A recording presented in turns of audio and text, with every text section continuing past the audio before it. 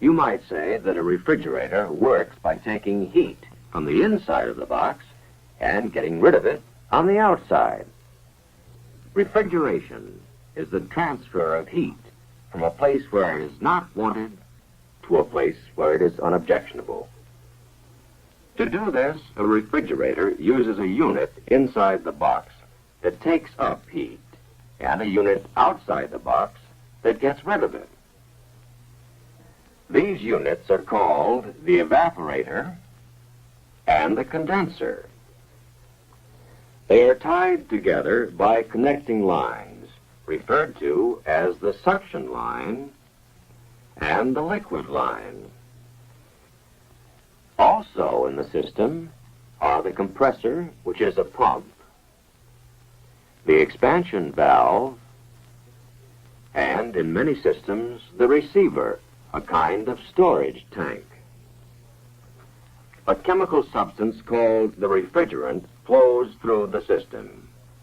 It's the refrigerant that picks up BTUs of heat from inside the box and discards them outside.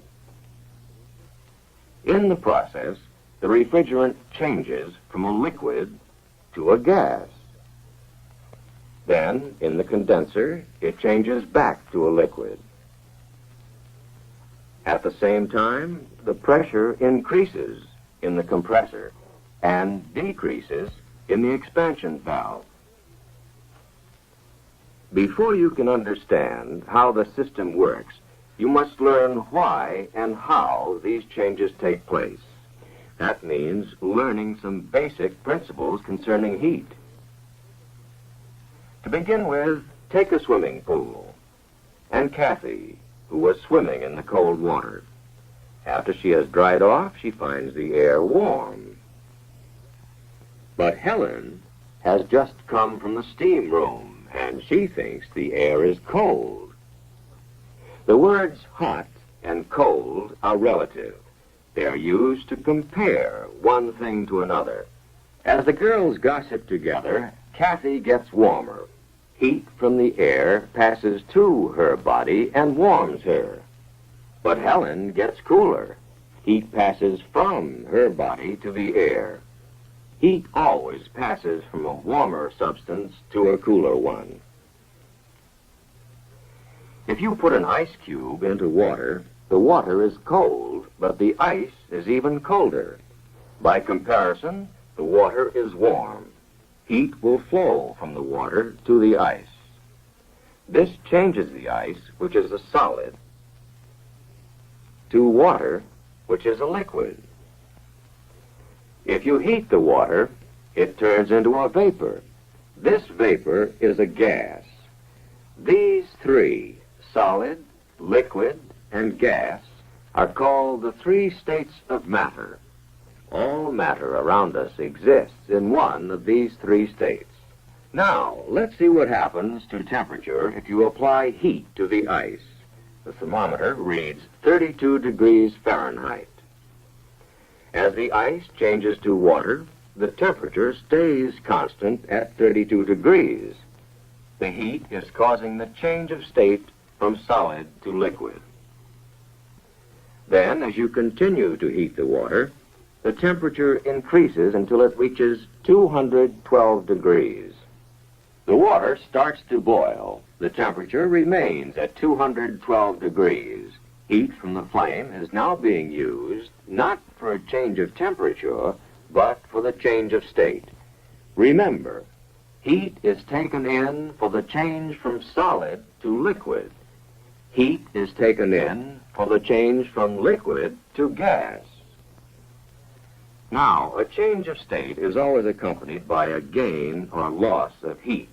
This is a very important point.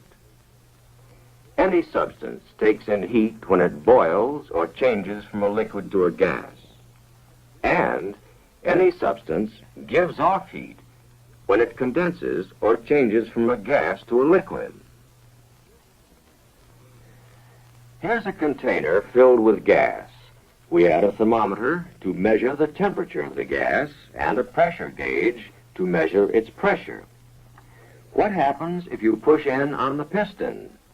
Answer. The pressure increases and the temperature increases. Now let the piston out. The pressure goes down and the temperature goes down. The rule is, when a gas is compressed, the pressure goes up and the temperature goes up. When a gas is allowed to expand, the pressure goes down and the temperature goes down. It's true for any gas. Now let's see how a refrigerator works. We'll begin at the receiver, where the excess refrigerant is stored. It is in the liquid state and under high pressure. The high pressure forces the refrigerant through the liquid line to the expansion valve. This valve causes a pressure drop.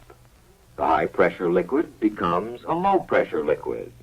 This is like letting air slowly out of a balloon. The air in the balloon is still under high pressure, but the air that gets through expands and its pressure drops. In the same way, refrigerant that passes through the expansion valve expands, and its pressure drops. The low-pressure refrigerant flows into the evaporator.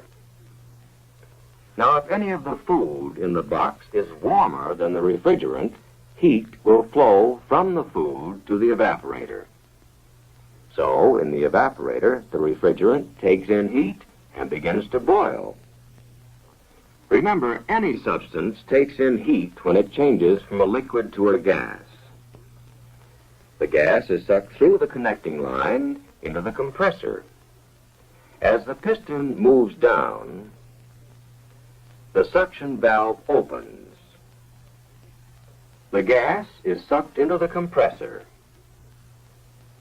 As the piston starts up again, the suction valve is forced shut and the discharge valve is pushed open.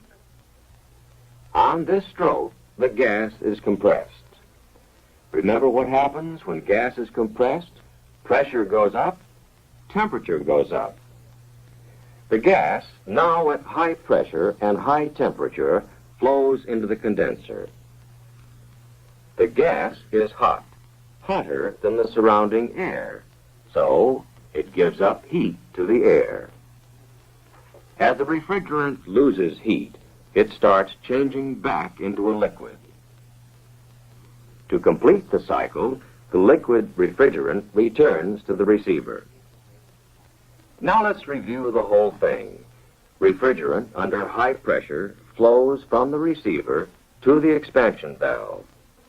The valve causes a pressure drop. The evaporator takes in heat from the box. If anything in the box is hotter than the refrigerant, it gives up its heat to the refrigerant. As the refrigerant takes in heat, it changes from a liquid to a gas. Remember, any substance must take in heat in order to change from a liquid to a gas. The compressor sucks the vapor out of the evaporator and compresses it. This increases the pressure and temperature. The vapor is now hotter than the surrounding air. So, in the condenser, heat is given off to the air. As the refrigerant loses its heat, it changes from a gas to a liquid and flows into the receiver. Now let's consider some additional points that many refrigeration students have trouble understanding. In the evaporator, the temperature may be very low, perhaps 21 degrees below zero, and yet the refrigerant is boiling. How can anything boil at such a low temperature? Water boils at 212 degrees, but other substances boil at other temperatures, some higher than water, some lower. The refrigerant known as R12 boils at minus 21 degrees. There's no mystery about it. It's simply a property of the substance. The refrigerant in the suction line is carrying all the heat it picked up in the box, but its temperature is only about 5 degrees above zero. If you touch the line, it feels cold, How can something that's cold be carrying a lot of heat? Remember, hot and cold are relative terms. You know, when water boils, it's very hot, but refrigerant boils at a much lower temperature. So the refrigerant can take on heat, change to a gas, and still seem cold. Again, the reason is because the two substances have different boiling points. You have seen the basic principles of refrigeration. Study the system until you understand it thoroughly. Memorizing isn't enough. You must understand what happens and why, because all the rest of your work will be based on these same principles.